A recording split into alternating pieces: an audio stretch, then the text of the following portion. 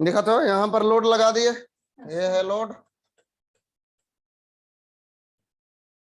Load के across voltage V2, यहाँ secondary winding में कितना वोल्टेज E2, प्राइमरी वाइंडिंग में कितना E1, प्राइमरी वाइंडिंग में कितना करंट फाइनली हो गया था I1, और यहाँ पर कितना करंट I2, यही था ना। और यहाँ पर यह है हमारा कोर फ्लक्स, अभी भी कोर फ्लक्स कितना रहेगा, हाई ही रहेगा, क्योंकि जो Φ2 आया था उसको हम लोग क्या कर दिए, न्यूट्रलाइज कर दिए, नहीं उसको हम लोग न्यूट्रलाइज कर दिए। ये I1 कितना के इक्वल आया, I1 आया Im plus I1 dash, I1 dash कितना के equal N2 by N1 I2, यही था ना। ये वाला ठीक है।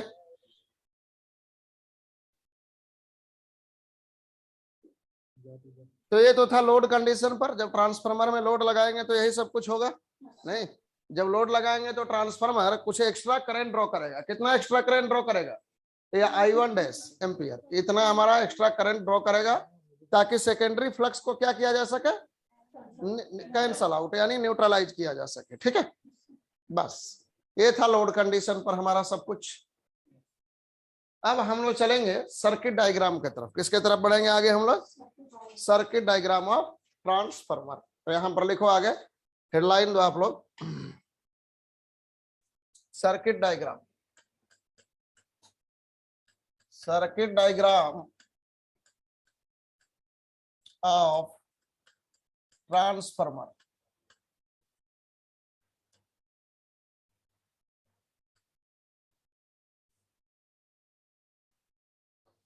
सर्किट डायग्राम ऑफ ट्रांसफार्मर कैसे बनाते हैं, इसका सर्किट डायग्राम कैसे बनाएंगे, तो प्रोसेस होगा सर्किट डायग्राम बनाने का कुछ ना कुछ। तो चलो देखो, एक तरफ हम लोग सर्किट डायग्राम बनाने के लिए रखेंगे प्राइमरी, एक तरफ प्राइमरी का सर्किट डायग्राम बनाएंगे और दूसरे तरफ किसका बनाया जाएगा, सेकेंडरी। ध्यान से सुनते चलना। देखो कुछ कुछ चीजें ना अभी हम लोग निगलेक्ट करके चल रहे थे, कुछ कुछ चीजों को अभी तक हम लोग निगलेक्ट कर दिए थे, अब उसको धीरे धीरे क्या किया जाएगा, तो इंक्लूड किया जाएगा, कंसीडर किया जाएगा, ठीक है। तो देखो प्राइमरी साइड में जैसे ए वाला वाइंडिंग है हमारा, देखो ये हमारा वाइंडिंग है,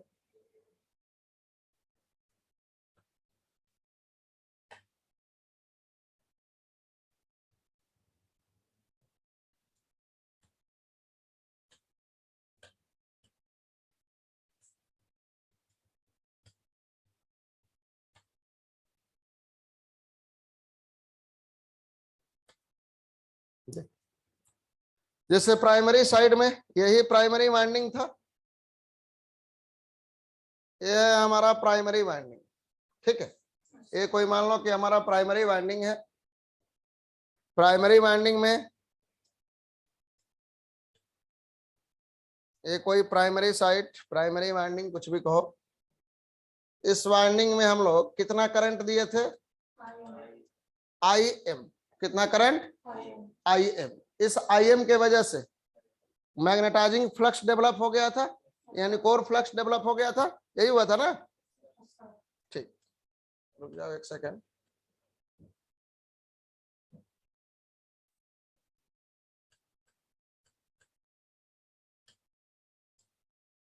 ये है मैग्नेटाइजिंग करंट, इस मैग्नेटाइजिंग करंट के वजह से यहां पर प्राइमरी साइड में क्या डेवलप हो गया था, कोर फ्लक्स डेवलप हो गया था, और यही कोर फ्लक्स प्राइमरी वाइंडिंग से होते हुए किधर गया था, सेकेंडरी वाइंडिंग में। यही कोर फ्लक्स प्राइमरी से होते हुए किधर गया हमारा, सेकेंडरी वाइंडिंग में। ऐसे सेकेंडरी साइड में इस तरह से गया था ना, यही कोर फ्लक्स। ठीक है, तो इस कोर फ्लक्स के वजह से प्राइमरी साइड में कितना वोल्टेज इंड्यूस होगा, E1 वोल्ट, और सेकेंडरी साइड में कितना होगा इंड्यूस, सेकेंडरी साइड में हमारा इंड्यूस होगा वोल्टेज। थोड़ा साफ साफ बनाने के चक्कर में ना ऐसा होता है। सेकेंडरी साइड में हमारा जो वोल्टेज इंड्यूस हुआ था इस फ्लक्स फाई के वजह से, कितना है वोल्टेज, E2 वोल्ट। तो सेकेंडरी साइड में E2 वोल्ट और प्राइमरी साइड में कितना, E1 वोल्ट। ठीक है, अब देखो यहां पर करंट के वजह से क्या आया, फ्लक्स आया। तो मैं बताया था पावर सिस्टम में कि करंट के वजह से किसी भी कंडक्टर में जो फ्लक्स आता है किस प्रॉपर्टी के वजह से आता है, इंडक्टिव प्रॉपर्टी के वजह से। यानी ये प्राइमरी वाइंडिंग में कुछ करंट दिए तो कुछ फ्लक्स आया, इसका कुछ ना कुछ क्या होगा यहाँ पर, इंडक्टेंस होगा। यानी प्राइमरी वाइंडिंग में क्या होगा, कुछ ना कुछ इंडक्टेंस होगा। इसको कहते हैं मैग्नेटाइजिंग इंडक्टेंस। क्या कहेंगे इसको, मैग्नेटाइजिंग इंडक्टेंस। ठीक है, तो यहाँ पर इस प्राइमरी साइड को हम लोग किससे रिप्रेजेंट करेंगे, एक इंडक्टेंस से रिप्रेजेंट करेंगे। किससे, इंडक्टेंस से। क्यों, क्योंकि करंट के वजह से क्या आ रहा है, फ्लक्स आ रहा है। तो किसी भी वाइंडिंग में करंट के वजह से फ्लक्स क्यों आता है, इंडक्टिव प्रॉपर्टी की वजह से। किसके वजह से, इंडक्टिव प्रॉपर्टी की वजह से। तो ये आ गया हमारे पास LM। ये यहाँ पर क्या चलाया, LM चलाया। ठीक है, इस तरह से क्लियर है, यहां तक क्लियर है। अब चलो देखो यहां पर ध्यान दो। अब देखो यहां पर ये बताओ आप लोग, देखो अभी तक हम लोग ये समझ रहे थे, क्या हम लोग समझ रहे थे कि जो भी फ्लक्स यहां से इस प्राइमरी वाइंडिंग से निकला, कितना फ्लक्स निकला, फाई, वही फ्लक्स कोर में घूमते हुए किस में गया, सेकेंडरी वाइंडिंग में गया। यानी 100% फ्लक्स प्राइमरी साइड से किधर जा रहा है, सेकेंडरी साइड में जा रहा। लेकिन ऐसा संभव है क्या प्रैक्टिकली, ऐसा संभव प्रैक्टिकली है क्या कि 100% प्राइमरी का फ्लक्स किधर चला जाए, सेकेंडरी में चला जाए। ऐसा होने के लिए इस कोर का परमेबिलिटी इनफाइनाइट होना चाहिए, लेकिन कोर का परमेबिलिटी इनफाइनाइट नहीं है, वेरी हाई है, लेकिन इनफाइनाइट है क्या कोर का परमेबिलिटी, इनफाइनाइट नहीं है। तो कुछ फ्लक्स यहाँ पर एयर में क्या हो जाता है, हमारा लीक हो जाता है। कुछ फ्लक्स एयर में श्योर है बहुत कम ही होगा, लेकिन कुछ फ्लक्स यहाँ पर एयर में क्या हो जाएगा, हमारा लीक हो जाता है। यानी प्राइमरी का 100% फ्लक्स सेकेंडरी में नहीं पहुंचता। कुछ फ्लक्स क्या हो जाता है, एयर में लॉस हो जाता है। क्या हो जाता है, कुछ फ्लक्स एयर में लॉस हो जाता है, उसको कहते हैं लीकेज फ्लक्स। क्या कहते हैं उसको, लीकेज फ्लक्स। तो यहां पर लिखना आप लोग, उस सर्किट को बाद में बनाना, पहले जो लिखवा रहा हूं उसको लिखना है। ऐसा लिखना ले आप लोग, लीकेज फ्लक्स।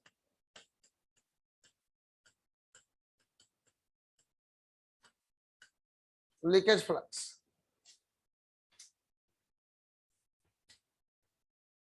तो लीकेज फ्लक्स कौन सा फ्लक्स होता है, ना ना देखो लीकेज फ्लक्स, जैसे यहां से प्राइमरी से फ्लक्स निकला तो सारा फ्लक्स कोर में नहीं जाएगा। कुछ फ्लक्स क्या होगा, यहाँ पर एयर में इस तरह से घूमते रहता है। इस फ्लक्स को क्या कहते हैं हम लोग, लीकेज फ्लक्स कहते हैं। क्या कहेंगे इस फ्लक्स को, लीकेज फ्लक्स कहेंगे।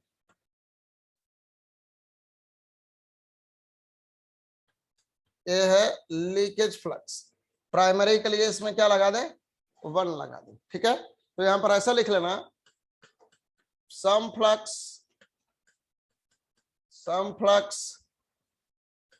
of primary and secondary winding, of primary and secondary winding, primary and secondary winding, secondary winding is not going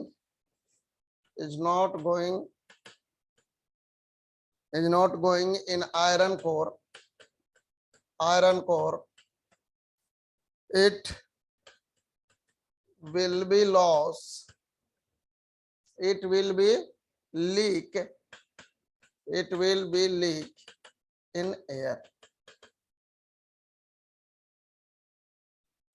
कुछ फ्लक्स जो प्राइमरी और सेकेंडरी का है वो कंप्लीटली आयरन कोर में नहीं जाता, वो लीक कर जाता है। कहां पर लीक कर जाता है? एयर में। समझ में आया ना? जैसे एक मान लो कि एक नल से पानी आ रहा, ठीक है, तो सारा पानी हमारा बाल्टी में नहीं गिरता, कुछ पानी इधर उधर क्या हो जाता है, हमारा लीक कर जाता है, ठीक है, कुछ एक दो बूंद भी इधर उधर हो गया। उसी तरह से मैक्सिमम फ्लक्स किसमें जाएगा? कोर में। लेकिन कुछ फ्लक्स, जैसे मान लो कि 100 वेबर हमारा फ्लक्स जनरेट हुआ, तो 99.99 वेबर किस में चला जाएगा? कोर में। लेकिन 0.0 वेबर कम से कम कहां पर जाएगा हमारा? ये एयर में इस तरह से लीक हो जाता है। इसी को हम लोग क्या कहते हैं? लीकेज फ्लक्स कहते हैं। क्या कहते हैं इसको? Leakage flux. अभी तक हम लोग किसको ओनली कंसिडर कर रहे थे? कोर फ्लक्स को। किसको कर रहे थे कंसिडर? कोर फ्लक्स को। और ये लीकेज फ्लक्स केवल प्राइमरी में ही नहीं होगा, सेकेंडरी वाइंडिंग का भी फ्लक्स था ना। तो सेकेंडरी वाइंडिंग का जो फ्लक्स है, सेकेंडरी वाइंडिंग का जो फ्लक्स कोर में आएगा, उसको तो हम लोग क्या कर दिए? न्यूट्रलाइज कर दिए, कैंसल कर दिए। लेकिन जो सेकेंडरी वाइंडिंग का फ्लक्स यहाँ इस आयरन में लीक हुआ, उसको हम लोग न्यूट्रलाइज किए हैं क्या? नहीं। तो सेकेंडरी वाइंडिंग का भी कुछ क्या होगा यहाँ पर? हमारा लीकेज फ्लक्स होगा, φL2। क्या होगा? φL2। तो φL1 एंड φL2, φL1 और φL2 क्या है हमारा? φL1 and φL2 is leakage flux of primary and leakage flux of primary and secondary winding.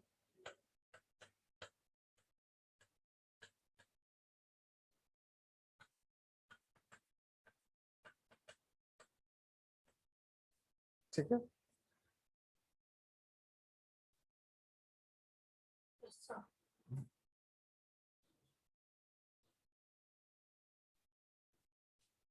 ठीक है, बात समझ में आया ना? कि प्राइमरी का सारा फ्लक्स ऐसे कोर में फ्लो नहीं करेगा, कुछ फ्लक्स यहाँ पर लॉस हो जाएगा एयर में, ऐसे इस तरह से वाइंडिंग के चारों तरफ ही क्या होते रहता है? फ्लक्स ऐसे घूमते रहता है। ठीक है, ये वाइंडिंग के चारों तरफ एयर में फ्लक्स हमारा लॉस हो जाता है, इसको हम लोग कहते हैं लीकेज फ्लक्स। हाँ, मतलब एक वाइंडिंग एक कोर में नहीं जा रहा है, ये वाइंडिंग के बाहर है एयर में इस तरह से। फ्लक्स घूमता नहीं है रोटेटिंग फ्लक्स नहीं है, मतलब ये वाइंडिंग के बाहर सेटअप रहता है। ये वाइंडिंग के बाहर इस साइड में, इस रीजन में कुछ ये फ्लक्स बना हुआ रहेगा हमेशा, ये कोर में नहीं जाएगा। ठीक है,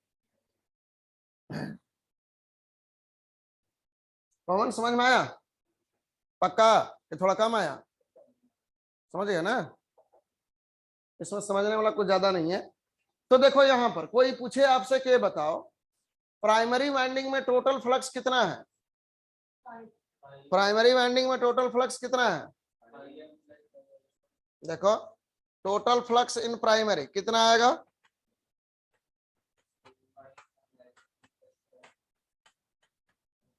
देखो प्राइमरी वाइंडिंग में एक तो है कोर फ्लक्स फाई, और दूसरा कौन सा आएगा? ये लीकेज फ्लक्स भी कुछ प्राइमरी वाइंडिंग में ही है, यानी लीकेज फ्लक्स φL1। तो प्राइमरी वाइंडिंग के फ्लक्स को हम लोग φP से रिप्रेजेंट कर दे रहे हैं। तो φP कितना के इक्वल आएगा हमारा? Core flux phi plus φL1। तो प्राइमरी वाइंडिंग में टोटल इंड्यूस्ड वोल्टेज कितना होगा बताओ? फाई के वजह से कितना इंड्यूस्ड वोल्टेज है? E1 है, और ये लीकेज फ्लक्स भी तो प्राइमरी वाइंडिंग में है, इसके वजह से भी कुछ क्या आएगा? EMF इंड्यूस होगा, तो इसको EL1। ये टोटल हमारा प्राइमरी वाइंडिंग का इंड्यूस्ड वोल्टेज मिला EP। Total induced voltage in primary EP is equal to E1 plus EL1।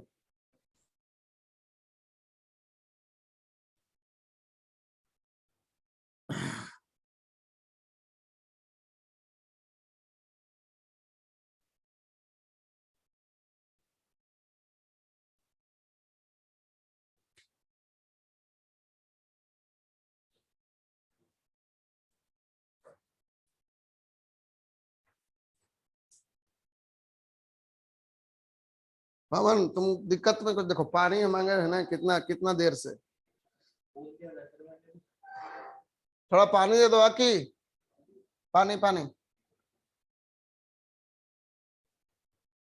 ठीक है, यहां तक क्लियर है, E1 प्लस EL1। अब लीकेज फ्लक्स को अभी अगर रिप्रेजेंट करना हो सर्किट में तो किससे रिप्रेजेंट करेंगे? एक इंडक्टेंस से रिप्रेजेंट कर देंगे, क्योंकि ये लीकेज फ्लक्स भी किसके वजह से आ रहा है? करंट के वजह से आ रहा है, करंट के वजह से ही लीकेज फ्लक्स भी आ रहा है ना। तो लीकेज फ्लक्स को भी किससे रिप्रेजेंट करेंगे? इंडक्टेंस से। जहां भी फ्लक्स दिखे उसको किससे रिप्रेजेंट कर दो? इंडक्टेंस से। ठीक है, तो यहां पर देखो, ये तो ठीक है, यहां पर ये तो मैग्नेटाइजिंग फ्लक्स था। एक और यहां पर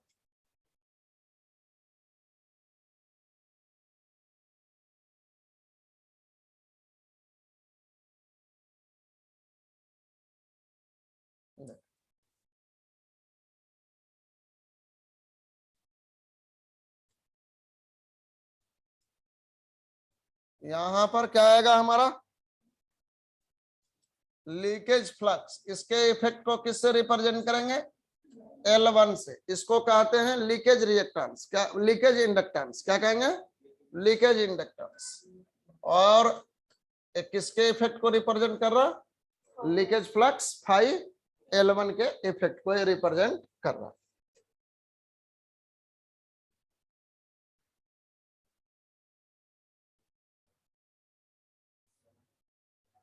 अभी रुको, अभी नहीं इससे बनाना।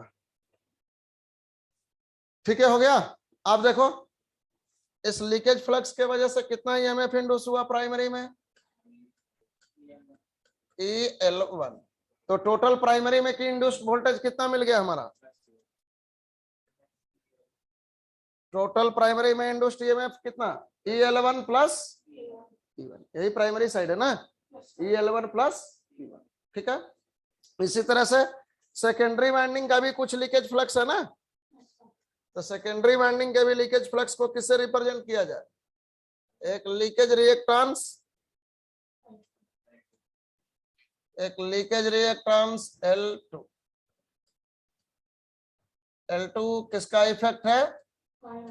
Phi L2।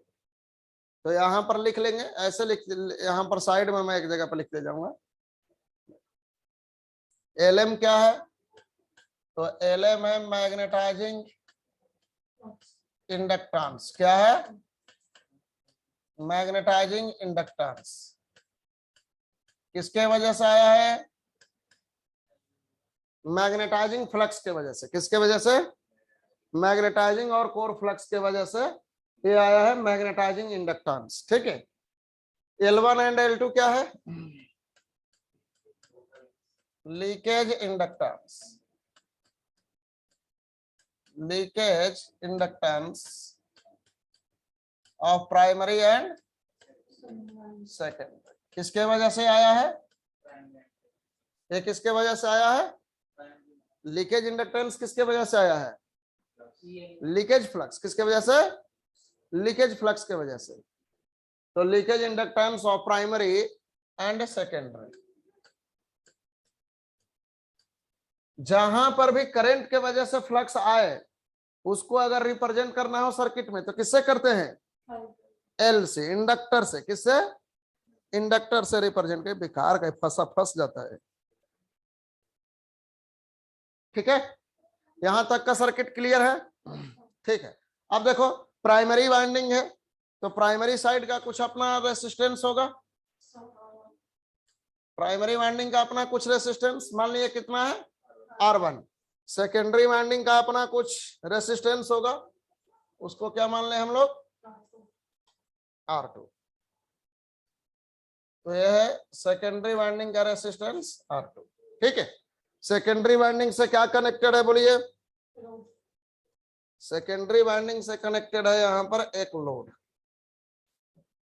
सेकेंडरी वाइंडिंग से यहां पर कनेक्टेड है एक लोड।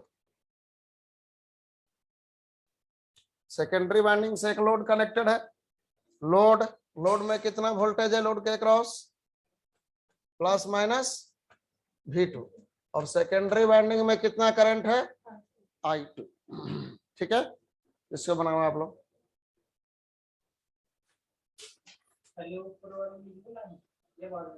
जाओ जहां मन करे वैसे लिख लो। R1 R2 क्या है?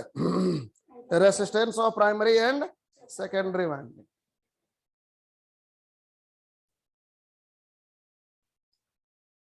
इसको कंप्लीट बना देंगे। ठीक है,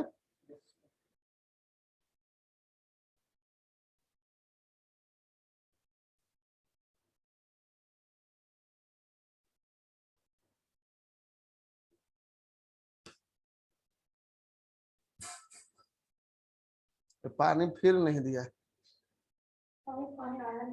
आया नहीं है मैम, बहुत देर से बोल रहा हूं।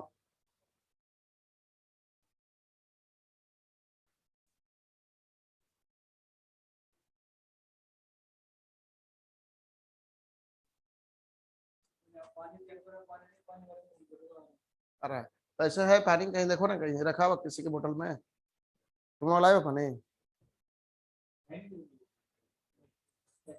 लड़के पानी लेके नहीं चलते, लड़कियां, लड़कियों का काम है, रख लो। लड़कियां पानी लेके चलती हैं। वो अंजलि, अंजलि नाम था ना उसका। वो घूमने गई है सब बनारस, समझे? पापा का बहाना लगा के। पापे के साथ गई होगी, फैमिली के साथ ही, लेकिन घूमने गए हैं सब।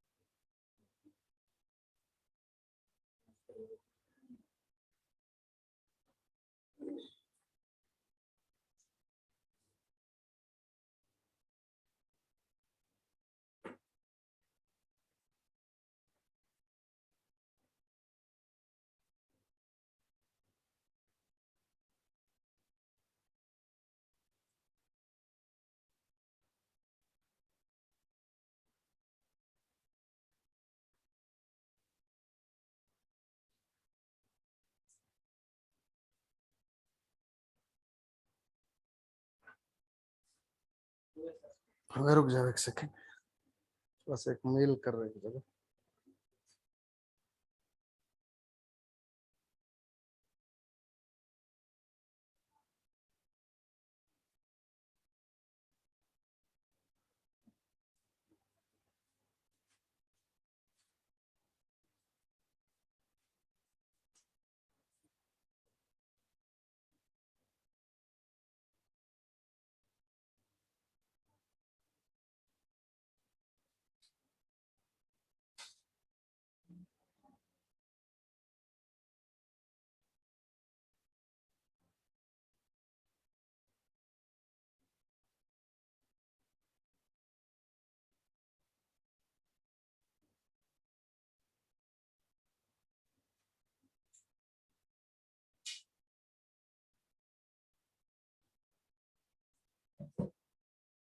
ठीक है, हो गया।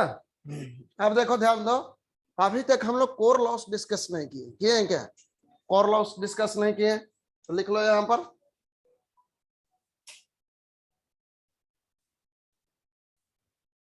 ऐसे, when core loss is considered, when core loss is considered, जब कोर लॉस को कंसिडर किया जाए,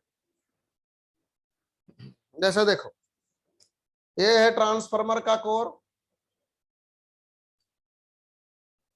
ये ट्रांसफार्मर का कोर है ना, ये है ट्रांसफार्मर का कोर, ट्रांसफार्मर का कोर है, ध्यान से सुनना आप लोग, ये ट्रांसफार्मर का कोर है। ये कोर किसका बना होता है? फेरोमैग्नेटिक मटेरियल का। हाँ, तो यहां पर लिखेंगे core of transformer, core of transformer is made by ferromagnetic material, ferromagnetic material. और फेरोमैग्नेटिक मटेरियल में कौन कौन सा लॉस होता है? Hysteresis loss and AD current loss, दो तरह का लॉस होता है ना। किसी भी फेरोमैग्नेटिक मटेरियल में दो तरह का लॉस देखने को मिलता है, एक हिस्टैरिसीस लॉस और दूसरा कौन सा? Eddy current loss. तो core of transformer is made by ferromagnetic material in which mainly two type of losses occur,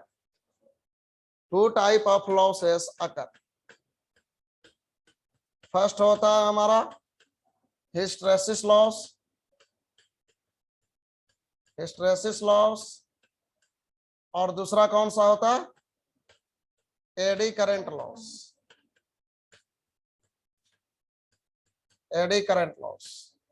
ठीक है। और इन्हीं दोनों लॉस को कंबाइंडली हम लोग क्या कह देते हैं? आयरन लॉस और कोर लॉस। इसी दोनों लॉस को मिला के हम लोग कोर लॉस या फिर आयरन लॉस कहते हैं, आयरन लॉस कहते हैं।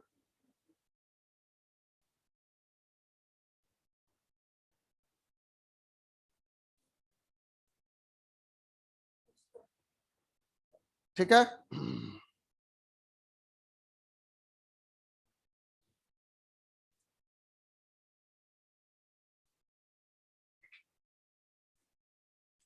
तो हम लोग क्या पढ़ रहे थे कि जब ट्रांसफार्मर नो लोड पर होगा तो ओनली मैग्नेटाइजिंग करंट ड्रॉ करेगा,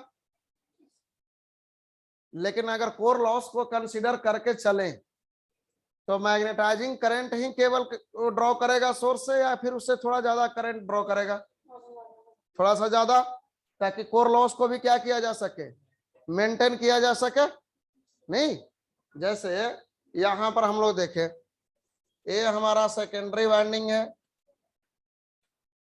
ये सेकेंडरी वाइंडिंग, और यहां पर है हमारे पास ये है प्राइमरी, ये है प्राइमरी वाइंडिंग, ठीक है। यहां पर मान लो नो लोड पर ट्रांसफार्मर ऑपरेट हो रहा है, नो लोड है, तो नो लोड पर हम क्या कहे थे कि नो लोड पर मेनली ट्रांसफार्मर जो है मैग्नेटाइजिंग करंट ड्रॉ करता है, और ये मैग्नेटाइजिंग करंट क्या करता है? कोर को मैग्नेटाइज करने में काम आता है, ठीक है। लेकिन जैसे ही आयरन कोर मैग्नेटाइज होगा कुछ लॉस होगा, हिस्टेरेसिस लॉस, और दूसरा कौन सा, एडी करंट लॉस, ठीक है। तो इस हिस्टेरेसिस लॉस और एडी करंट लॉस को मेंटेन करने के लिए भी तो कुछ पावर चाहिए हमारा। जैसे आप कह रहे हो कि ठीक है पवन है, पवन के बॉडी को एक्साइट करने के लिए 2 रोटी की जरूरत है, ठीक है। लेकिन कुछ इसके बॉडी में इंटरनल लॉस भी तो होगा, जैसे हाथ पैर हिलाएगा, डुलाएगा, सर हिलाएगा, कुछ तो पावर खर्च होगा। तो उसको मेंटेन करने के लिए आधा रोटी ज्यादा इसको खाना पड़ेगा कि जो बॉडी में लॉस है वो भी क्या हो जाए, मेंटेन हो जाए, ठीक है। तो यहाँ पर ट्रांसफार्मर नो लोड पर केवल मैग्नेटाइजिंग करंट ड्रॉ नहीं करता, साथ साथ में कुछ एक्स्ट्रा करंट भी ड्रॉ करता है। जो करंट क्या करता है, हमारा कोर लॉस को, इस कोर में जो लॉस हो रहा है उसको मेंटेन करता है, ठीक है। यानी नो लोड पर हम लोग ऐसे कहेंगे, इसको पहले लिख लिए हो ना, तो नो लोड पर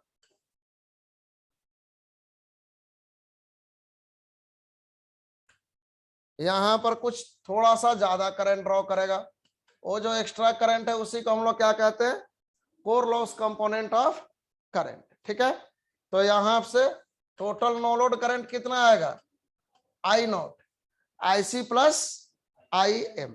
ये आईसी का वैल्यू आई एम के रिस्पेक्ट में बहुत कम होता है, इसीलिए हम लोग no load current I naught को नियरली किसके इक्वल मान के चलते हैं, आई एम के इक्वल, क्योंकि आईसी बिल्कुल निग्लेजेबल होता है, कोर लॉस बहुत कम होता है ट्रांसफार्मर में, क्योंकि सॉफ्ट फेरोमैग्नेटिक मटेरियल यूज करते हैं ना यहाँ पर, तो कोर लॉस को मिनिमाइज कर देता है। इसलिए करंट जो आएगा सोर्स से, करंट नो लोड पर ये करंट बहुत कम आता है IC.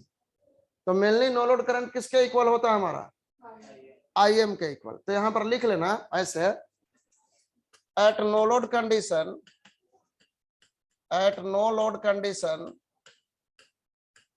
at no load condition transformer draw some extra current, some extra current, some extra current IC to maintain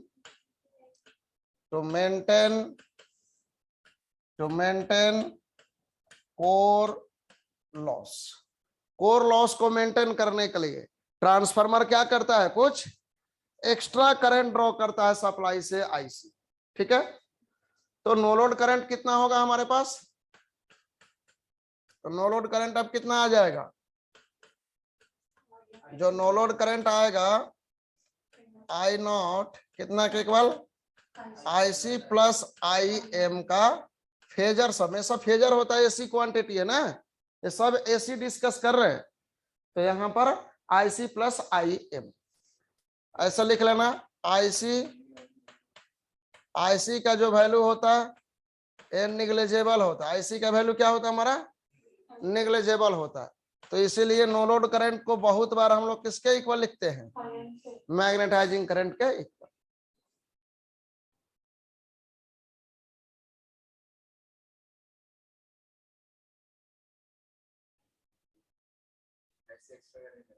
हाँ देखो, एक तो नो लोड पर मैग्नेटाइजिंग करंट आएगा, पवन नो लोड पर क्या आएगा, मैग्नेटाइजिंग करंट, वो उसका काम क्या है, हाँ इसमें क्या करना, कोर को मैग्नेटाइज करना, यानी कोर में फ्लक्स सेटअप कर देना, यही काम है। अब कोर में जब फ्लक्स सेटअप हो गया, कोर मैग्नेटाइज हो गया, तो वहां पर क्या होगा, 2 तरह का लॉस होगा, एक हिस्टेरेसिस लॉस और दूसरा एडी करंट लॉस।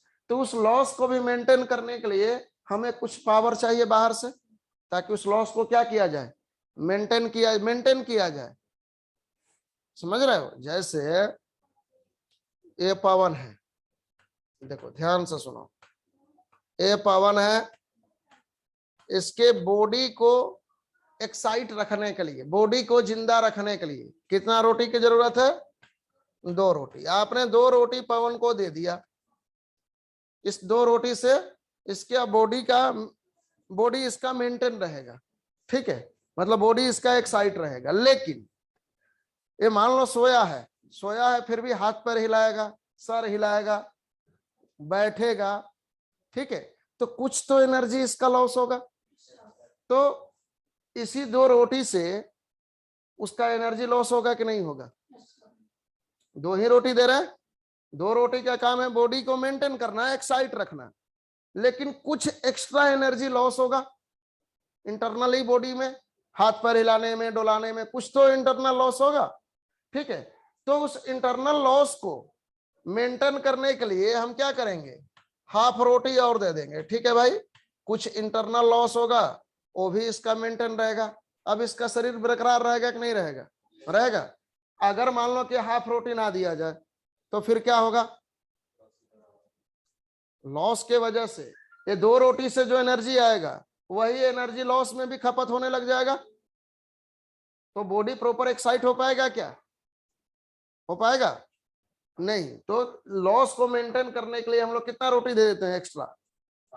हाफ रोटी दे देते हैं। बात समझ में आया? तो यहां पर एक और है, इस कोर में कुछ स्ट्रेसेस और एडी करंट लॉस होगा, उस लॉस को मेंटेन करने के लिए यहां से क्या दे देते हैं हम लोग? कुछ एक्स्ट्रा करंट ट्रांसफार्मर ड्रॉ करता है आईसी। आईसी का काम क्या है? हाँ, कोर लॉस को मेंटेन रखना। बात समझ में आया? ठीक है, तो आइडियल कंडीशन में कहोगे तो कोर लॉस होगा ही नहीं, तो कितना करंट चाहिए ट्रांसफार्मर को? आईएम, मैग्नेटाइजिंग करंट केवल चाहिए, मैग्नेटाइजिंग करंट चाहिए ताकि कोर मैग्नेटाइज हो जाए। लेकिन प्रैक्टिकली कुछ तो कोर लॉस होगा, तो उस कोर लॉस को मेंटेन करने के लिए हमें कुछ एक्स्ट्रा करंट आईसी देना पड़ता है, जिससे कोर लॉस क्या हो जाए? हमारा मेंटेन हो जाए। बात क्लियर है यहां तक? अब देखो, यहां पर ऐसे समझना कि जो कोर लॉस होता है ना, कोर लॉस, इसको हम लोग रिप्रेजेंट करते हैं पीसी से। किससे? पीसी से। मैं आगे पढ़ाऊंगा कोर लॉस, तो ये वाली बात समझ में आ जाएगा। ये कोर लॉस डायरेक्टली प्रोपोर्शनल होता है E1 के स्क्वायर का। किसके? E1 के स्क्वायर का ये डायरेक्टली प्रोपोर्शनल होता है कोर लॉस। E1 क्या है? ये जो ईएमएफ इंड्यूस्ड होगा यहाँ प्राइमरी वाइंडिंग में, वो है। तो core loss directly proportional to E1 का स्क्वायर। ठीक है, तो लिखो मत पवन, रुको एक सेकंड, देखो चुपचाप। तो अगर प्रोपोर्शनल हटा दें तो क्या लगाना पड़ेगा? एक कांस्टेंट, चलो के लगा दिए, तो के E1 का स्क्वायर। अब इस के का कोई यूनिट पूछे कि क्या होगा, तो क्या होगा यूनिट?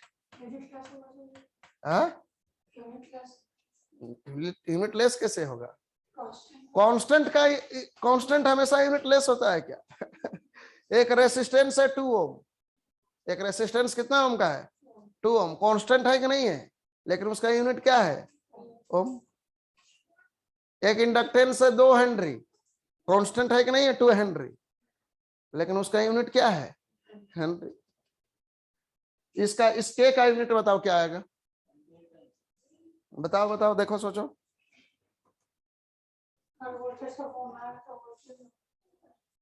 देखो, आप लोग क्या जानते हो, पावर कितना होता है? V square by R। तो ये भी तो पावर है, और E1 क्या है? वोल्टेज है कि नहीं है? तो वोल्टेज का स्क्वायर है, तो K क्या होगा? K के जगह पर क्या लिखोगे? 1/R लिखोगे? लिखोगे कि नहीं लिखोगे? मोहो, क्या होगा K का यूनिट? समझ में आया पवन? नहीं समझा? नहीं समझा ना? देखो, जैसे अगर कहीं पर तुमको पावर लिखना है, क्या लिखना है? पावर, और वोल्टेज में रिलेशन कैसे लिखोगे? पावर क्या होता है? V स्क्वायर बाई R वाट, यही होता है ना? ये जनरल फॉर्मूला है, V स्क्वायर बाई R, जानते हो ये वाला? हाँ? कंफ्यूजन क्यों होता है? तो एक ही फॉर्मूला है, वो सब तुम लोग को वो सारा फार्मूला एक जगह पर आ जाता है, वो बता दूंगा मैं कभी। ठीक है, ट्रांसफार्मर में नहीं, ये जनरल पावर का formula V square by R वाट। अगर कोई रेसिस्टेंस है, ये कोई रेसिस्टेंस है, और रेसिस्टेंस में कितना वोल्टेज है? V, तो यहाँ पर पावर लॉस कितना होगा? किसी भी फॉर्मूला से निकालोगे इतना ही आएगा। जैसे ये भी कह सकते हो तो सर ये भी तो होता है VI cos phi, इससे भी यही आएगा, V²/R ही आएगा। जैसे रेसिस्टिव सर्किट है, प्योर रेसिस्टेंस है, प्योर रेसिस्टेंस है, किसमें पावर फैक्टर कितना होता है 1, कितना होता है 1, तो यहाँ पर पावर फैक्टर 1 रख दो तो P इक्वल टू क्या आएगा V इंटू I। यहाँ पर I कितना के इक्वल आएगा, I कितना के इक्वल V/R, तो यहाँ पर क्या आ जाएगा, हाँ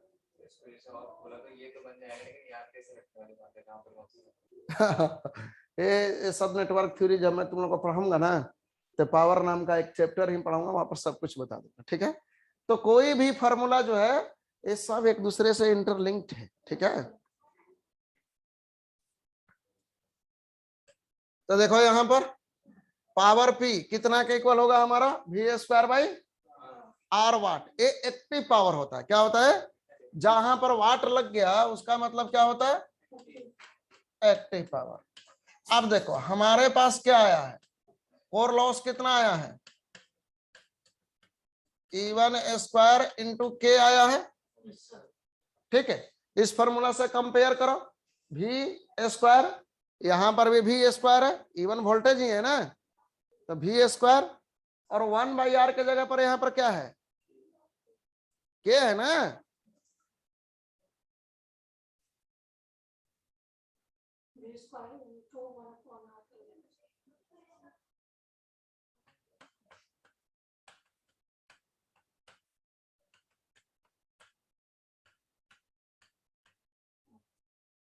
ठीक है, ऐसे लिख सकते हो। और कोर लॉस क्या है बोलो,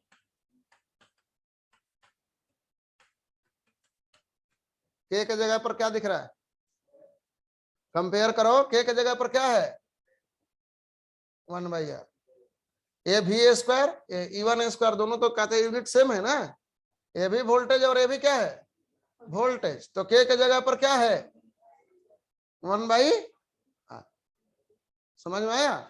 तो ये जो फॉर्मूला होता है पावर का, PC इक्वल टू KE1 का स्क्वायर, यहां पर K क्या है, K क्या है, K है 1/R यानी 1/ओम, K क्या है 1/ओम, 1/ओम का मतलब क्या है कंडक्ट मोह। तो K के जगह पर हम लोग क्या लिख सकते हैं 1/R लिख सकते हैं कि नहीं लिख सकते हैं। तो K एक कांस्टेंट है जिसका वैल्यू क्या है 1/R। K क्या है, K एक कांस्टेंट है जिसका वैल्यू कितना होगा 1/R। R के जगह पर क्या लिख लेंगे RC, ठीक है। तो K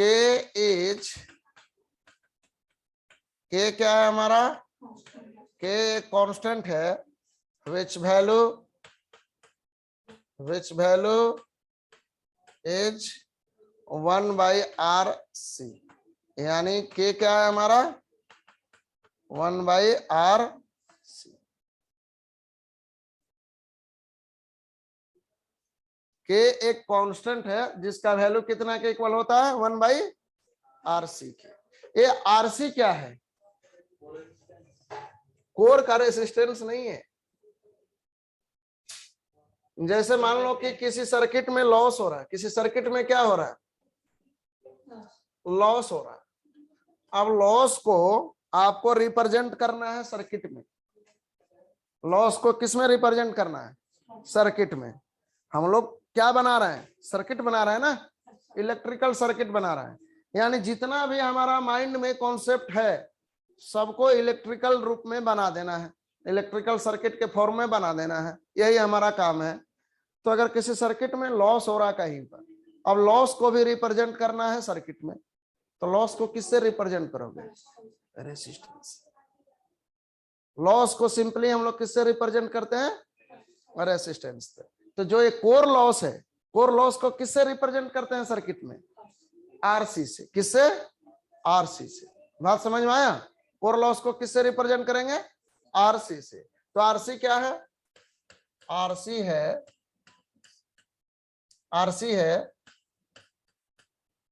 core loss equivalent resistance क्या है? Core loss equivalent resistance,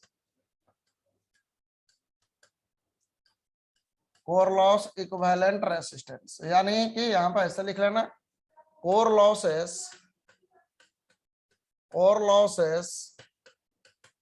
is represented by a resistance RC। Core loss को सर्किट में रिप्रेजेंट करना हो तो किससे रिप्रेजेंट करेंगे? एक रेसिस्टेंस RC से रिप्रेजेंट करेंगे। ये यहां तक समझ में आया क्या?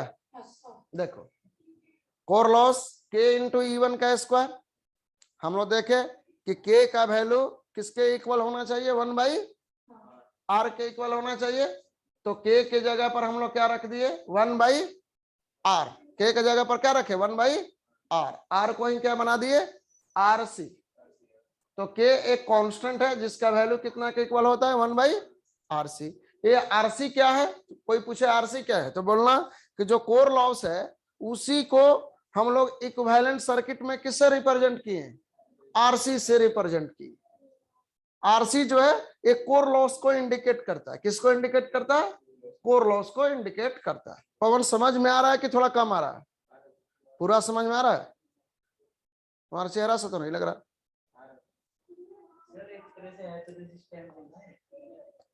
सिंपली एक रेसिस्टेंस ही है, ठीक है। जैसे किसी सर्किट में मान लो कि कोई कहे कि 10 वाट का लॉस हो रहा है, तब 10 वाट के लॉस को कैसे दिखाओगे? लॉस कैसे दिखाओगे? तो आप ये कह दोगे कि भाई एक रेसिस्टेंस है, क्या है? एक रेसिस्टेंस है 2 ओम का, ठीक है। ये 2 ओम का रेसिस्टेंस है और यहां पर करंट है √5 एम्पियर। कितना है करंट? √5 एम्पियर। तो लॉस कितना होगा यहाँ पर? I² इंटू R, यानी √5 का स्क्वायर इंटू R। कितना लॉस हो रहा है? 10 वाट। यानी सिंपली एक लॉस को किससे रिप्रेजेंट कर दिए हमने? रेसिस्टेंस से।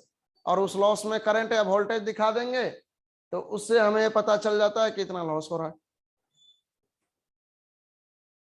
ठीक है। तो कोर लॉस को सिंपली हम लोग किससे दिखाते हैं? एक रेसिस्टेंस से शो करते हैं। ऐसा मत समझना कि कोर का रेसिस्टेंस है, कोर का रेसिस्टेंस नहीं है, ये सिंबॉलिक रिप्रेजेंटेशन है। क्या है? सिंबॉलिक रिप्रेजेंटेशन है। लॉस है, लॉस को आखिर सर्किट में किससे दिखाएंगे? हमारे पास क्या उपाय है लॉस को दिखाने का? जैसे फ्लक्स को किससे दिखा रहे थे? इंडक्टेंस से। फ्लक्स को वो किससे दिखा रहे थे? इंडक्टेंस से। लेकिन अगर कहीं पर लॉस हो रहा है तो लॉस को किससे दिखाएंगे? तो लॉस को हमेशा सर्किट में किससे दिखाते हैं? एक रेसिस्टेंस से। किससे? एक रेसिस्टेंस से। करंट के साथ दिखाएंगे। हाँ, करंट और वोल्टेज एकदम दिखाना पड़ेगा। खाली रेसिस्टेंस का मतलब क्या हुआ? उस रेसिस्टेंस में कुछ करंट होगा, कुछ वोल्टेज आएगा। समझ में आया? खाली रेसिस्टेंस कैसे दिखाओगे? मान लो कोई सर्किट है ऐसे, अब मान लो ऐसे लॉस रेसिस्टेंस ऐसे दिखा दी, अब इसमें कुछ करंट जाएगा ना, ठीक है। तो खाली रेसिस्टेंस ही दिखाते हैं लेकिन उसमें कुछ करंट कुछ वोल्टेज तो होगा, ठीक है। बात समझ में आया? यहां तक समझ में आया? तो कोर लॉस को देखो कैसे रिप्रेजेंट करते हैं सर्किट में। कोर लॉस को ऐसे रिप्रेजेंट करते हैं, देखो ये है सिंपली एक आरसी बना देंगे। ये क्या समझेंगे कि आरसी किसको रिप्रेजेंट कर रहा? कोर लॉस को। आरसी किसको रिप्रेजेंट कर रहा है? कोर लॉस को। आरसी के क्रॉस कितना वोल्टेज होगा बोलो? E1 वोल्टेज होगा। कितना वोल्टेज होगा? E1। तो कोर लॉस कितना आएगा? E1² by RC। 1/RC अगर कांस्टेंट लिख दिया जाए तो इसी को क्या लिखेंगे? बात समझ में आया? इस तरह से कोर लॉस का ही फॉर्मूला था ना, E1² बाई RC। तो RC इसके क्रॉस कितना वोल्टेज? E1, ठीक है। इसमें करंट कितना, कोर लॉस कंपोनेंट में करंट कितना जाएगा, ऐसे। तो कोर लॉस इतना भी कह सकते हैं कि IC स्क्वायर RC होता है। बात समझ में आ गया? तो इस तरह से कोर लॉस को हम लोग रिप्रेजेंट करेंगे। पवन ठीक है, पीछे वाला कहाँ है, मेन डायग्राम ना। अच्छा लिखे, लिखे नहीं हो, लिखो आप, लिखो आराम से, ना पूरा लिखो। तो पवन आजकल वेब सीरीज चल रहा है, रात में देख रहे हो? हैं? कल क्या देखे थे? हैं? सो गए थे? अच्छा कोई बताना बढ़िया वेब सीरीज होगा हमको भी। बॉलीवुड या बॉलीवुड? बॉलीवुड का बताओ। बॉलीवुड का मूवी हम नहीं देखते, मूवी तो हम साउथ इंडिया के देखते हैं। क्राइम जस्टिस, क्रिमिनल जस्टिस तो इस पे है ना, डिज्नी डिज्नी डिज्नी हॉटस्टार पे है ना, बढ़िया है क्रिमिनल जस्टिस। पानी आया? कब आएगा? अरे पानी पिलाओ ना, प्यास लगा है।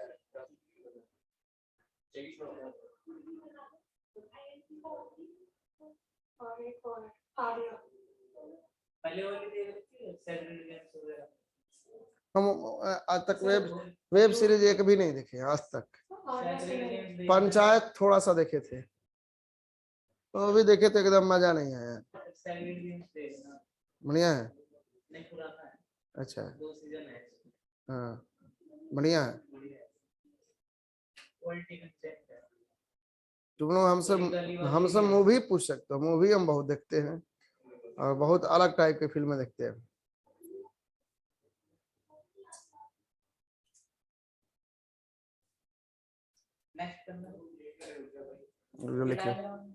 लिख लेना तो, हाँ बना लो बिल्कुल।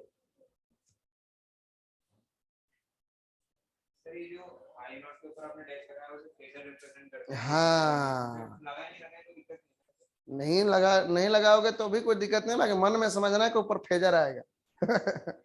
ठीक है, समझ गए? नहीं तो अगर कोई पूछे कि IM है 4 एम्पियर और IC है 4 एम्पियर, तो बताओ I0 कितना होगा? कितना कहोगे? कितना कहोगे? IM है 4 एम्पियर, IC भी 4 एम्पियर, तो I0 कितना होगा? यहीं पे गलत कर गए, 8 नहीं होगा, 4 भी नहीं होगा। IM है 4 एम्पियर, IC भी है 4 एम्पियर, तो I0 कितना एम्पियर? हाँ फेजर सम करना पड़ेगा। ये तुम जो जोड़ रहे हो ना 4 + 4 8, उसको कहते हैं अलजेब्रिक सम। क्या कहते हैं? अलजेब्रिक सम। ये DC में होता है, AC में ऐसा नहीं होता है। यहाँ पर इसका फेजर सम है, ये वाला क्या है? फेजर सम है। वेक्टर सम, समझ में आया? हाँ स्क्वायर करके आएगा, बताऊंगा मैं, ठीक है? अभी जैसे लिख रहा है वैसे लिख।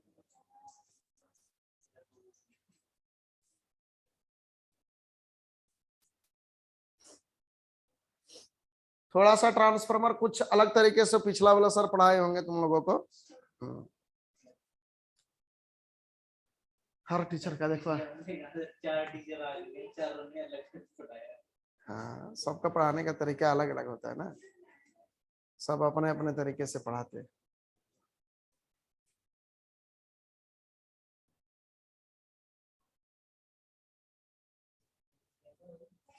ना आप तुम लोग को मैं पढ़ा रहा हूं तो मैं ही खत्म करूंगा, लेकिन जैसे पढ़ रहे हैं ना उसको उसी तरह से ध्यान रखते चलना है, ठीक है? देखो मेरा पढ़ाने का तरीका ये है कि मैं एक ही जगह पर सब कुछ नहीं बताता, तोड़ तोड़ के ब्रेक कर करके मैं पढ़ाता हूँ, ठीक है? एक टाइम आएगा जब सारी चीजें एक साथ हो जाएगी इंक्लूड। अब सब कुछ हम लोग का इंक्लूड हो गया, अब कुछ भी छूटा नहीं है, ठीक है? तो देखो यहाँ पर E1 वोल्ट है अब कोर लॉस को रिप्रेजेंट करना है, तो कोर लॉस रेजिस्टेंस आरसी से रिप्रेजेंट करेंगे कोर लॉस को। आरसी के क्रॉस में वोल्टेज कितना था, E1 ही था, तो आरसी के cross voltage E1 same voltage, तो इसके पैरेलल में आना चाहिए ना, ये आरसी क्या होना चाहिए, इसके पैरेलल में आना चाहिए, तभी तो वोल्टेज सेम रहेगा। ये आरसी, यहां पर वोल्टेज E1, तो यहां पर भी वोल्टेज, यहां पर करंट कितना I, यहां पर करंट कितना I नॉट, ठीक है, I नॉट। हाँ हाँ हाँ, इसी में उसी डायग्राम में दिखा दो। कोर लॉस को जब कंसीडर किए तो आरसी चलाए,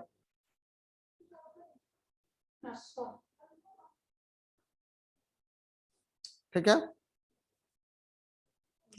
अब जहां जहां पर इंडक्टेंस है उसको किस में कन्वर्ट कर लेते हैं हम लोग, रिएक्टेंस में।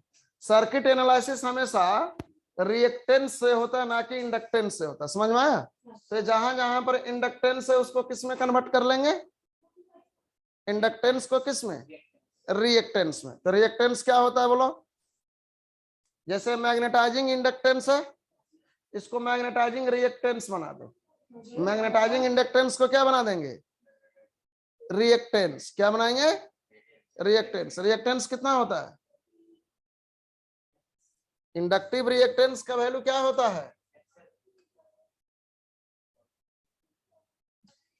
एक्सएल कितना के इक्वल होता है,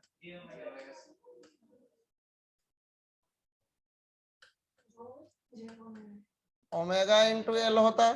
कितना होता है, ओमेगा इंटू एल। तो ये मैग्नेटाइजिंग रिएक्टेंस बना रहे हैं, तो इसको कितना के इक्वल लिखोगे, ओमेगा इंटू एल। इसको क्या कहेंगे हम लोग, मैग्नेटाइजिंग रिएक्टेंस, मैग्नेटाइजिंग रिएक्टेंस, ठीक है। तो एलएम नहीं अब लिखेंगे, अब क्या लिखेंगे, जे एक्सएन। क्या लिखेंगे, जे एक्सएन। रिएक्टेंस से पहले जे लगाते हैं, रिएक्टेंस से पहले क्या लगाते हैं, जे। इंडक्टिव रिएक्टेंस से पहले क्या लगाते हैं, जे। और कैपेसिटिव रिएक्टेंस से पहले क्या लगाते हैं, माइनस जे। क्या लगाते हैं,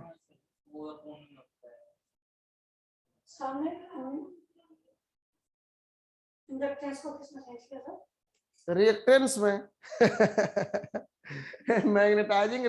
मैग्नेटाइजिंग इंडक्टेंस को हम क्या बना दिए, मैग्नेटाइजिंग रिएक्टेंस। जानते हो, देखो तुम लोग पढ़ने में बहुत बढ़िया हो, बेसिक गायब है। बेसिक क्या है, गायब है। बेसिक पर ध्यान ही नहीं दी, और जब तक से बेसिक ठीक नहीं होगा तब तक से कोई भी चीज ठीक होगा, बढ़िया।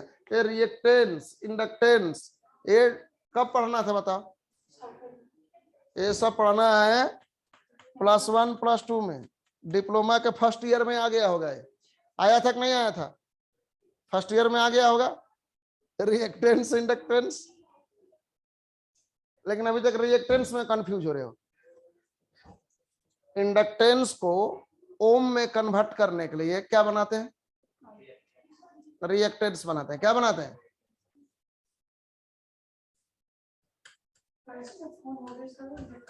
हाँ, ये इंडक्टेंस है एल, इसका यूनिट क्या होगा, हेनरी। अब हेनरी को ओम में कन्वर्ट करने के लिए, ताकि डायरेक्ट सर्किट में हम लोग एनालिसिस कर सके, इसको ओम में कन्वर्ट करने के लिए क्या बनाते हैं, इंडक्टिव रिएक्टेंस। इंडक्टिव रिएक्टेंस, इसको एक्स से रिप्रेजेंट करते हैं, इसका यूनिट क्या होता है, ओम। अब एक तरह का रेसिस्टेंस बन गया। क्या बन गया, ये रेसिस्टेंस बन गया। इसको मैथमेटिकली हम लोग रेसिस्टेंस की तरह ट्रीट करेंगे। किसके तरह, रेसिस्टेंस की तरह ट्रीट करेंगे। तो इंडक्टिव रिएक्टेंस एक्स कितना के इक्वल होता है, ओमेगा इंटू एल। तो ऐसे ही यहां पर देखो, ये है मैग्नेटाइजिंग इंडक्टेंस, इसको मैग्नेटाइजिंग रिएक्टेंस में चेंज कर लो, कितना लिखोगे एक्शन, ओमेगा इंटू एल एम, ठीक है। अब यहां पर देखो, यहां पर क्या है, लीकेज इंडक्टेंस, इसको भी किसमें चेंज कर लिया जाए, लीकेज रिएक्टेंस, तो लीकेज रिएक्टेंस x1 बन गया, और ये वाला क्या बन गया, लीकेज रिएक्टेंस jx2 बन गया।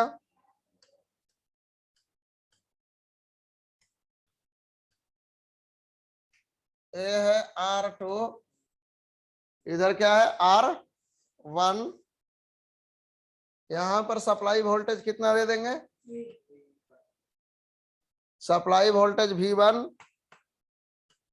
प्राइमरी साइड में, तो प्राइमरी में टोटल करंट कितना आएगा,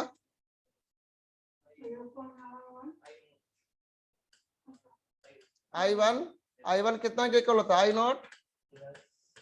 I1 डैश, इधर एक करंट दिखा देना I1 डैश, ठीक है।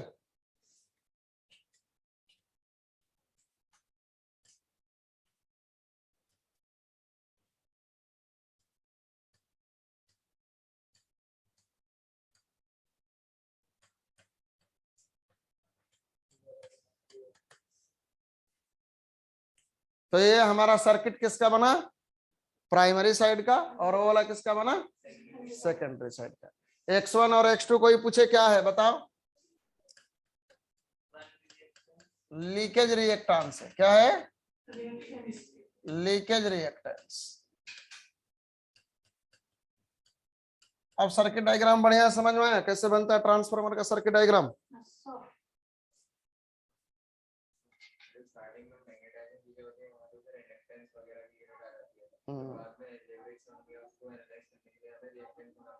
हाँ बिल्कुल बिल्कुल बिल्कुल, बहुत बढ़िया समझा।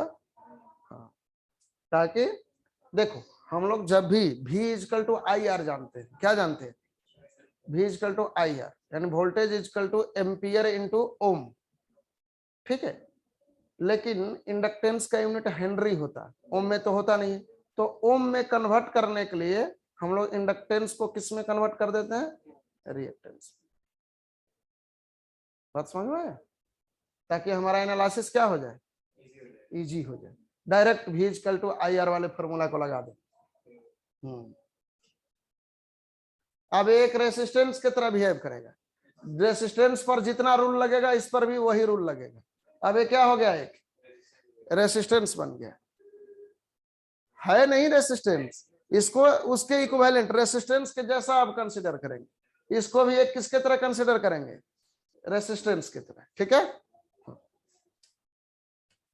ये मैं बताऊंगा तुम लोग को होता क्या है सब।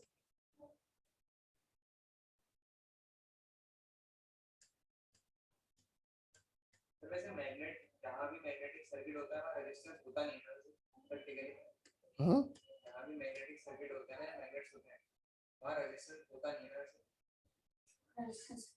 मैग्नेटिक सर्किट में रेजिस्टेंस क्यों नहीं होगा, क्यों नहीं होगा बताओ। जैसे एक आयरन है, आयरन में फ्लक्स, आयरन का कुछ अपना कुछ ना कुछ रेसिस्टेंस हो सकता है, लेकिन वहां पर मैग्नेटिक सर्किट में हम करंट की बात नहीं करते, फ्लक्स की बात करते हैं, इसलिए रेसिस्टेंस की बात ना करके किसकी बात करते हैं, रिलक्टेंस की, किसकी, रिलक्टेंस की। बात समझ में आया, मैग्नेटिक सर्किट में हम लोग करंट की बात नहीं करते, फ्लक्स की बात करते हैं, इसलिए रेसिस्टेंस छोड़ के हम लोग रिलक्टेंस की बात करना शुरू कर देते। समझ गया पवन, तब तुम समझदार लड़का हो। धीरे धीरे होगा, धीरे धीरे कॉन्सेप्ट क्लियर होगा।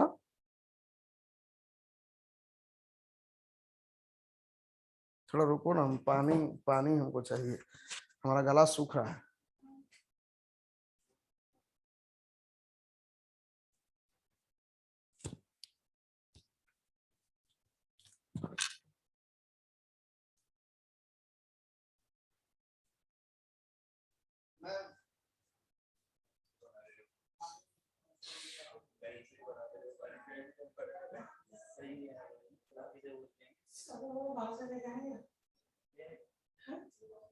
जब तेरी राइटिंग स्पीड अच्छी तो ये भाई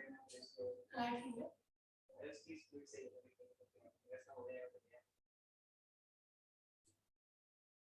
ये भी आ रही है कितने सेट करना तब पढ़ते थे झाड़ू के टाइम पे एक बार तो हम पढ़ा रहे थे ये बता रहे थे सर आपने तो वापस आया तो कर रहे तो भी पढ़ा रहे थे अरे नहीं यार ये पढ़ता हुआ मैं इसको बोला कि फिर नोट्स से आगे पढ़ना तो वो से आप फिर बात करोगे मैं ऐसा बोल रहा है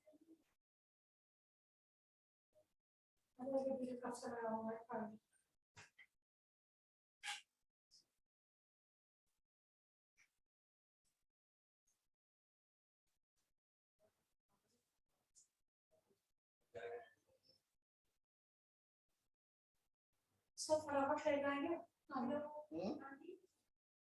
क्या कर बाहर से ऐसे छोड़ दो मंगा दो फटाफट नहीं मिलेगा तुमको इधर दूर जाना पड़ेगा नहीं सर सामने मिल जाता है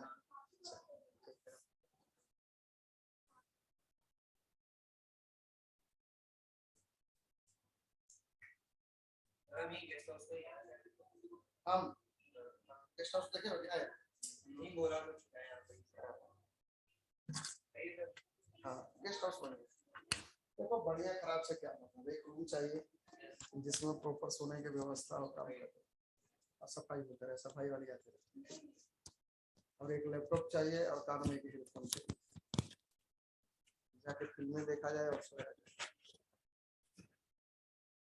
थोड़ा पार्टी सार्टी करने की व्यवस्था चाहिए तो व्यवस्था तो हम अपना खुद कर लेते हैं वो नहीं करते हो ना पार्टी वार्टी सवाल है नहीं ना करता है कि नहीं करता है तुम बता नहीं करता शरीफ लड़का है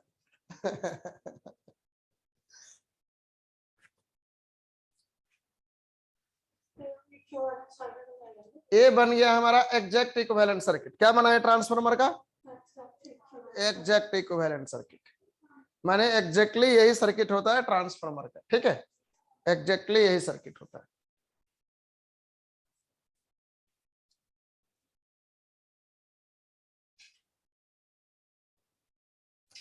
अब जैसे आप लोगों से कोई पूछे कि ये बताओ ये नो लोड पर क्या होगा नो लोड पर सर्किट डायग्राम कैसा बनेगा ये तो लोड कंडीशन पर बन गया ना नो लोड पर सर्किट डायग्राम कैसा बनेगा हाँ तो अब इसको बना लिए हो ना ठीक ना बना तो बना फोटो खींच लेता हूँ ये लड़की नहीं है ट्रांसफार्मर का सर्किट डायग्राम है कि फोटो खींच लेता हूँ पवन बहुत बहुत समझदार लड़का है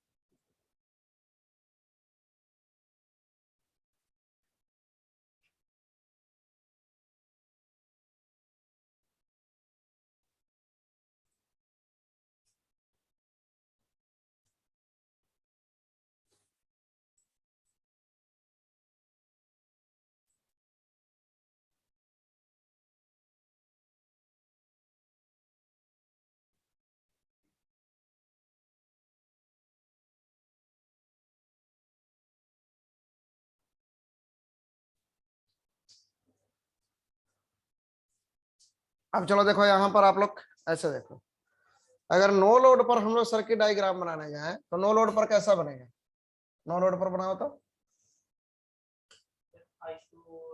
eight no load condition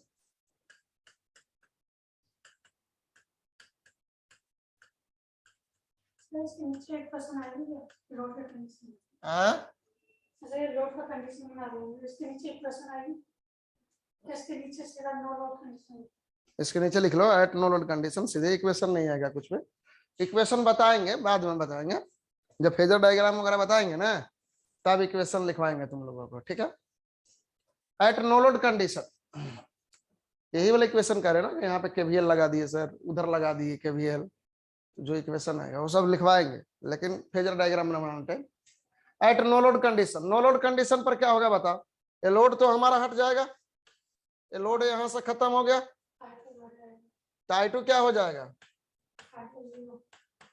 I2 हो गया 0 अब ये सेकेंडरी सर्किट पूछ रहा है क्या सेकेंडरी सर्किट पूछ रहा है ये करंट 0 हो गया तो यहाँ पर तो कोई वोल्टेज ड्रॉप नहीं आएगा यानी सेकेंडरी साइड में ओनली क्या रहेगा E2।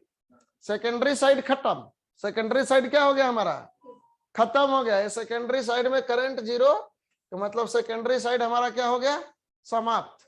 केवल क्या बचेगा हमारा, प्राइमरी साइड।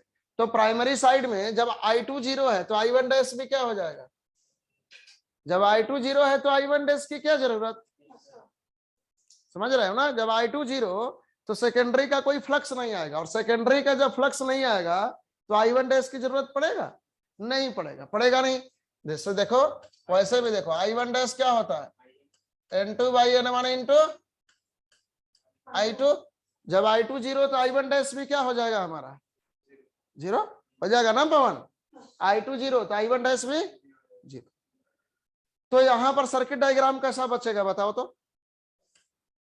ये सेकेंडरी सर्किट क्या हो गया हमारा, इसका तो काम तमाम, इसमें कुछ बचा नहीं, ठीक है।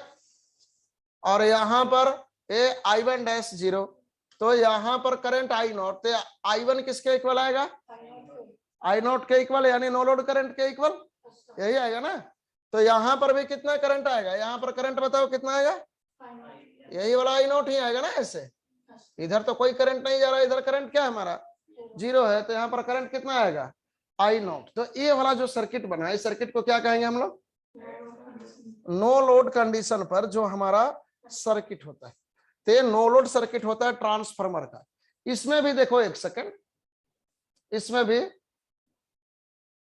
अच्छा अगर लिखना चाहो तो लिख भी लो, पहले बना लो।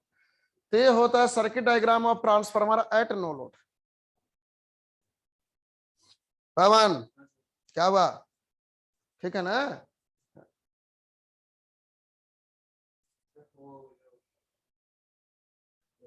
आपने बोला I1 नॉट जो है 0 है, वो इसलिए था ना कि ताकि वो न्यूट्रलाइज कर सके, बिकॉज़ ऑफ सेकेंडरी वाइंडिंग की वजह से हमें मेंटेन करने के लिए, हाँ वो हट गया तो वो भी 0 होगा। बिल्कुल, I2 0, सेकेंडरी में कोई फ्लक्स नहीं आएगा, तो किसको न्यूट्रलाइज करोगे, किसी को नहीं। इस वाले को खत्म करेंगे। हाँ तो I1 डैश भी 0। ऐसे इक्वेशन से भी देख सकते हो, I1 dash N2/N1 into I2 होता है, I2 0 तो I1 डैश भी 0। हाँ बहुत बढ़िया, पवन बहुत समझदार लड़का, बहुत समझदार। पवन किसी दिन घुमाने ले चलेगा हमको देहरादून। कब चला जाए पवन, नैनीताल, अब उतना दूर मत ले जाओ हमको, टेढ़ा मेढ़ा रोड होगा, बहुत डर लगता है हमको। अरे बीवी बाल बच्चा का अकेला आदमी है मगर, ऐसे टेढ़ा मेढ़ा रोड है जाने में, है सर, लेकिन सेफ रहता है, सेफ रहता है, बहुत बहुत डर लगता है। ये तो देहरादून आने में मुश्किल से 10-20 किलोमीटर रोड ऐसे ऐसे है ना। हमारा हालत खराब हो गया, कुछ भी नहीं है, बिल्कुल बहुत डर लगता है हमको। इधर चला जाएगा आसपास कहीं, मसूरी उसरी तुम लोग के लिए चलेंगे घुमाने। हाँ और घूमने चला जाएगा तो दोस्त की तरह, वहां पर टीचर स्टूडेंट वाला रिलेशन कुछ टाइम के लिए खत्म कर दिया जाएगा, ठीक है। बीच टाइप का है बीच टाइप का, मतलब वहाँ नदी है ना, छोटी नदी, तो वहाँ बगल में खाना बना के enjoy कर सकते अच्छा तो चलो चला जाएगा किसी। हैं। इधर है ये? ठीक है, यहाँ तक क्लियर है, इट्स ओके, ऑल राइट, ठीक है। अब देखो यहाँ पर देखो आप लोग ध्यान से। अच्छा एक चीज बताओ, अगर मैं यहाँ पर रेफरेंस ले लूं 0 वोल्ट, तो कोई पूछे यहाँ पर कितना वोल्टेज मिलेगा, कौन, यहाँ पर वोल्टेज सिंपली E1 दिखेगा ना बाबू। ये पूरा वोल्टेज यहाँ से लेकर यहाँ तक कितना वोल्टेज है, E1 है। यानी यहाँ से लेकर यहाँ तक कोई पूछे कि वोल्टेज कितना है, तो कितना कहोगे, E1 है। यही तो E1 दिख रहा है। यहाँ पर E1 का मतलब कि यहाँ से यहाँ तक कितना वोल्टेज है, E1 है। तो ये क्या है, E1 वोल्ट है। कितना वोल्ट है, E1 वोल्ट है। अगर इसमें हम लोग KVL लगाए, ऐसे अगर KVL लगाया जाए, ऐसे KVL लगा सकते हैं कि नहीं लगा सकते, कितना मिलेगा, V1 plus R1 V1 minus E1 हाँ V1 माइनस E1, ठीक है। देखो ये V1 इजकल टू कितना लिखोगे बोलो तो, ये दिख रहा है क्या कि बढ़िया से सर्किट बनाने। V1 equal to E1 plus ए वाला ड्रॉप प्लस ए वाला drop I not R1 plus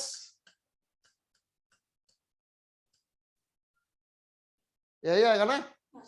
V1 equal to E1 plus I not into R1 plus JX1 लिख सकते हैं ना। यहां पर वोल्टेज कितना है E1, तो V1 इजकल टू क्या लिखोगे E1 प्लस ए वाला ड्रॉप। समझ में आया नहीं आया, तो इतना लिखोगे। अब देखो ये आई नोट का वैल्यू क्या होता है, कम होता है, लो होता है, क्या हाई होता है। आई नोट वेरी लेस, लगभग कितना 2 to 5% of rated current. No load current बहुत कम होता है ना, नियरली मैग्नेटाइजिंग करंट का इक्वल, और मैग्नेटाइजिंग करंट 2 से 5% होता है रेटेड करंट का, तो नो लोड करंट भी कितना होता है हमारा लगभग 2 से 5% ऑफ रेटेड करंट, ठीक है। अब देखो यहां पर ये R1 क्या है, R1 क्या है, वाइंडिंग रेसिस्टेंस है। किसका रेसिस्टेंस है, वाइंडिंग रेसिस्टेंस है। वाइंडिंग किसका बना होता है, वाइंडिंग किसका बना होता है, कॉपर का। कॉपर का कंडक्टिविटी क्या होता है, हाई या लो, हाई, तो उसका रेसिस्टेंस क्या होगा, लो। ऐसे लिख लेना, winding is made by resistance is made by copper and hence it has low resistance and hence R1 is very low। R1 क्या होगा हमारा, वेरी लो, बहुत कम होगा। अच्छा ये X1 का वैल्यू क्या होगा, लीकेज रिएक्टेंस और मैग्नेटाइजिंग रिएक्टेंस में बड़ा कौन सा होगा, मैग्नेटाइजिंग रिएक्टेंस बड़ा होगा। फिर लीकेज रिएक्टेंस किसके वजह से आया है, लीकेज फ्लक्स के वजह से। किसके वजह से, लीकेज फ्लक्स, और लीकेज फ्लक्स तो बहुत कम होता है। कोर फ्लक्स के रिस्पेक्ट में लीकेज फ्लक्स नेग्लिजिबल होता है, तो लीकेज रिएक्टेंस भी क्या होगा हमारा, ऑलमोस्ट नेग्लिजिबल, वेरी लो। तो R1 प्लस JX1 को क्या कहोगे कि R1 प्लस JX1 भी क्या होगा हमारा, लो होगा, स्मॉल होगा ना। तो वेरी लो वैल्यू लिख लो।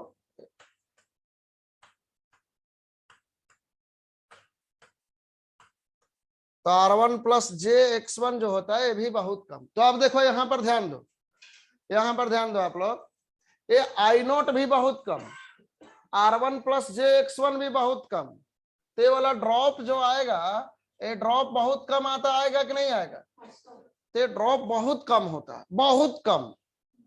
मतलब अगर V1 हमारा 200 वोल्ट है तो E1 लगभग 199 वोल्ट आएगा। कितना आएगा, V1 अगर 200 वोल्ट है तो E1 कितना आएगा 199 वोल्ट, यानी 1 वोल्ट केवल यहाँ पर ड्रॉप होगा। तो उस 1 वोल्ट को हम लोग क्या कर सकते हैं, इस ड्रॉप को हम लोग निगलेक्ट कर सकते हैं। ये ड्रॉप बहुत कम होता है। जब इस ड्रॉप को निगलेक्ट कर दिया जाए तब V1 इजकल टू कितना मिलेगा हमारा, E1। तो जहां भी जरूरत पड़े वहां पर हम लोग क्या लिख सकते हैं कि V1 किसके इक्वल है, E1 के इक्वल है, ठीक है। तो इसको आप लोग लिख लो।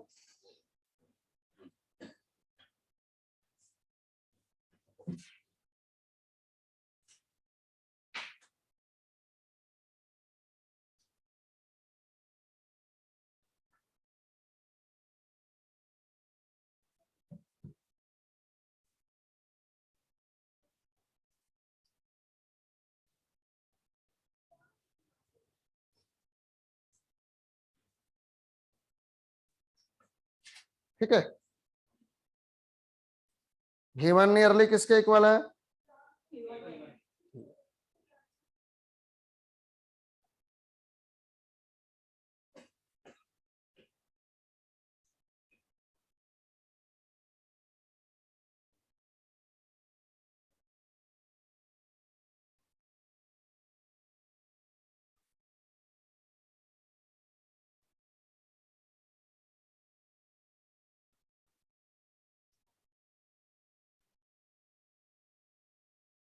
ये सब समझ में आ रहा है कि नहीं आ रहा है? ये सब समझना आसान है, मुश्किल नहीं है, ठीक है।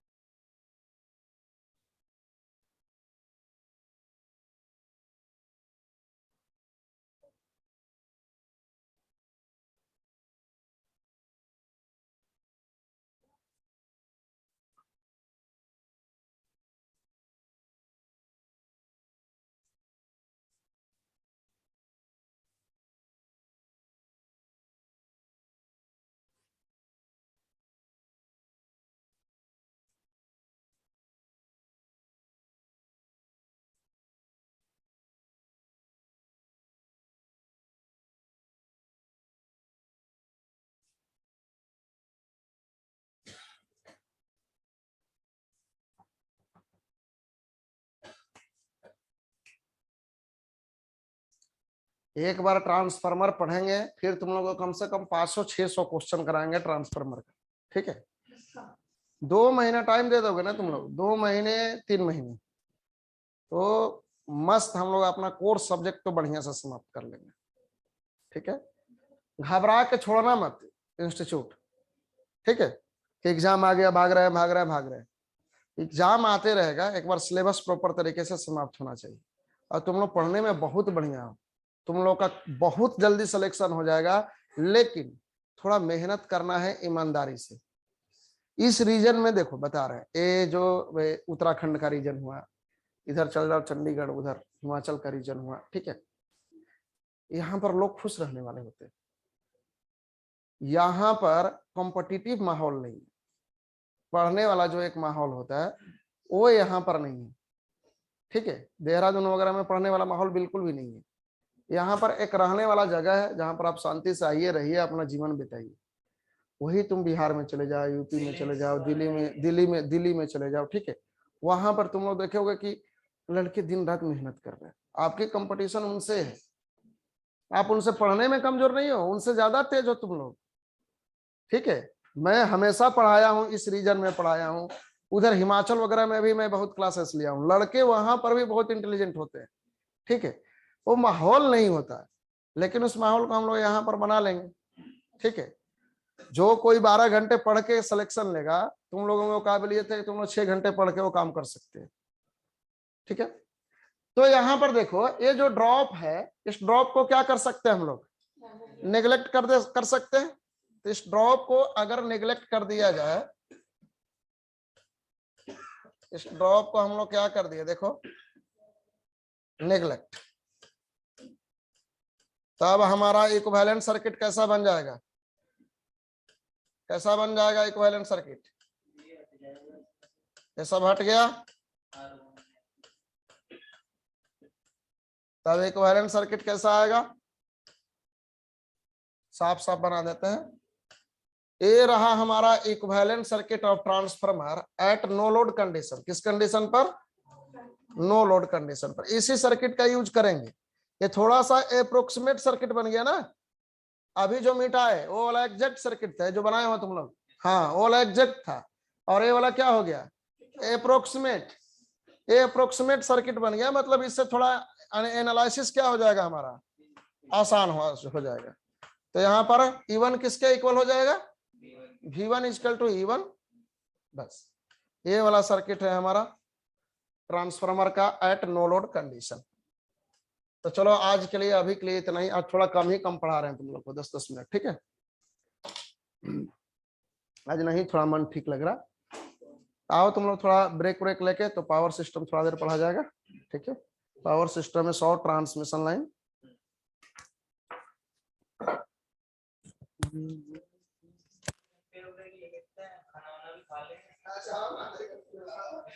एक दो घंटे आज जल्दी से आता है।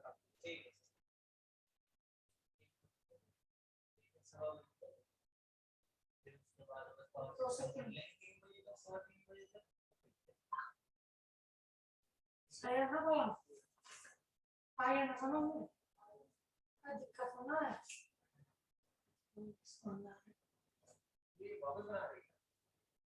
saya approximate तो हुआ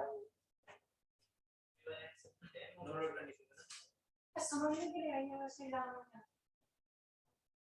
इससे बीच का क्वेश्चन आता है कॉन्सेप्ट क्लियर होना चाहिए बस मैंने बात ये है इससे बीच का क्वेश्चन आते हैं भाई हां भाई क्वेश्चन का कुछ नहीं पता कहां से क्या आ रहा हाँ है आसान से आसान बीच में क्वेश्चन रहेगा कि भाई नो लोड कंडीशन में क्या होता है लोड कंडीशन में क्या होता है ये रिएक्शन वगैरह कुछ भी पूछते हाँ ऐसे होगा नॉर्मल क्वेश्चन अगर पूछा जाए कि चेतन सर ये तो एक क्वेश्चन और